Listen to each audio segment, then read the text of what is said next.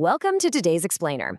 We're jumping right into a fascinating and, frankly, kind of terrifying public health threat, hantavirus.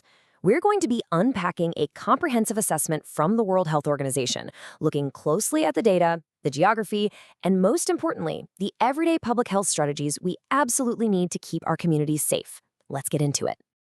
So picture this. You're doing a completely normal chore, right? Just sweeping out a dusty cabin after a long winter. What if I told you that simple act could actually expose you to a severe, rapidly progressing, and life-threatening illness?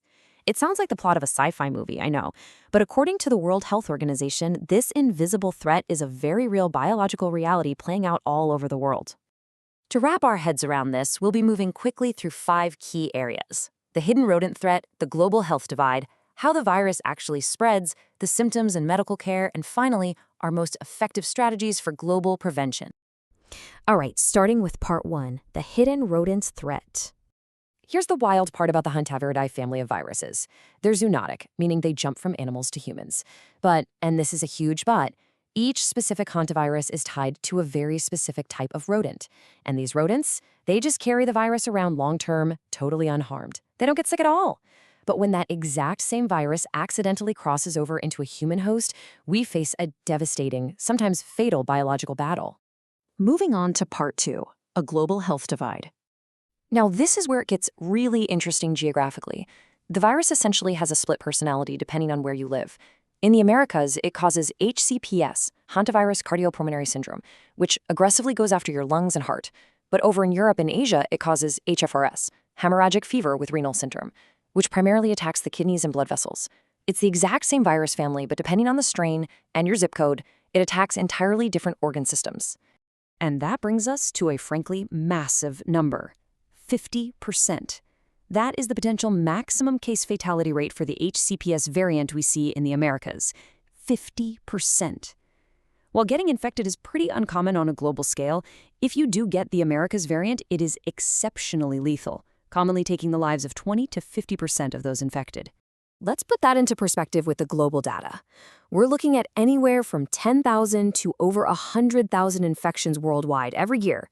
The vast majority of those hit Asia, especially China and the Republic of Korea, as well as parts of Europe. But over there, the fatality rate stays relatively low, usually between less than 1 to 15%. Then you look at the Americas. We see way fewer cases, like less than 1,000 total historically in the US, but we face that terrifying 20 to 50% mortality rate. It really flips the script on how public health officials assess the threat. Okay, part 3, how the virus spreads. So how is this invisible enemy actually getting to us? Well, it basically hides out in rodent bodily fluids. We're talking contaminated urine, droppings, and infected saliva, just waiting silently in our environment. Now, you can technically catch it from a rodent bite, but honestly, direct bites are actually incredibly rare. The real danger is much more subtle. The main threat comes from aerosolization. That's just a fancy public health term for the virus getting kicked up into the air. Think about mundane chores like cleaning out a poorly ventilated shed, doing farming or forestry work, or just sleeping in a cabin where mice have been hanging out. The droppings dry up, you start sweeping, and boom! The viral particles become airborne, and you just breathe them right in. It's literally an environmental hazard hiding in our own backyards. Now for a bit of good news. You generally cannot catch this from another person. It's not like the flu or COVID-19 where you have to worry about a cough in a crowded room. There is only one extremely rare exception documented by the WHO, and that's the Andes virus strain found mostly in Argentina and Chile. But even then, human-to-human spread is super limited and really only happens among close, prolonged contacts, like intimate partners. Let's move to part 4, symptoms and medical care. Here's the big problem for doctors. Diagnosing this early is incredibly tricky. It can take anywhere from 1 to 8 weeks for symptoms to even show up after you're exposed. And when they do, the first stage perfectly mimics the flu or COVID. You get a fever, headaches, muscle aches, maybe some nausea. But then, almost out of nowhere, it rapidly progresses. We're talking your lungs filling with fluid, systemic shock, or sudden kidney failure. That's exactly why telling your doctor, hey, I was just cleaning out an old barn last month, is absolutely critical for a proper diagnosis. Because here is the harsh clinical reality. There is no magic cure. We have no licensed vaccine and no specific antiviral treatment for hantavirus infection at all. Survival relies entirely on early identification and getting immediate access to intensive supportive medical care in a hospital to help your organs keep functioning. Which brings us to our final and most empowering section, Part 5, Strategies for Global Prevention. Since we can't cure it, we literally have to prevent it. And it's actually a pretty straightforward step-by-step defense plan for your own home. Remember, the whole goal is to stop the virus from getting into the air. Step 1, always ventilate enclosed spaces by opening doors and windows before you go in. Step 2, never dry sweep. You have to dampen any contaminated areas with bleach or a disinfectant first. And step 3, use wet wiping methods to clean up. Seriously, put the vacuum and the dry broom away if you suspect rodents have been there. Building on that, these straightforward everyday actions form an impenetrable barrier between you and the rodent hosts. The WHO really pushes the basics here.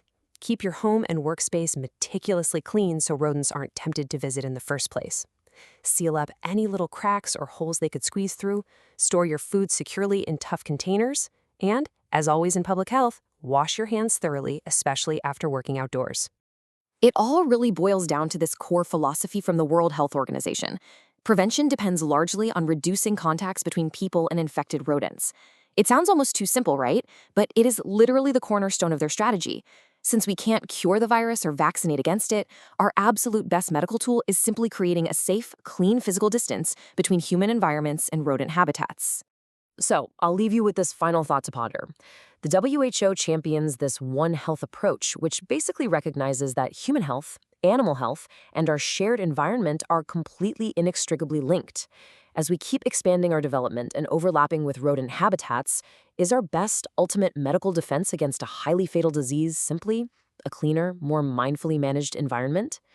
It's kind of wild to think about, but in a world where everything is connected, the key to stopping the next deadly infection might literally just be how carefully we clean our own backyards. Thanks so much for joining me for this explainer. Keep learning, stay curious, and hey, stay safe out there.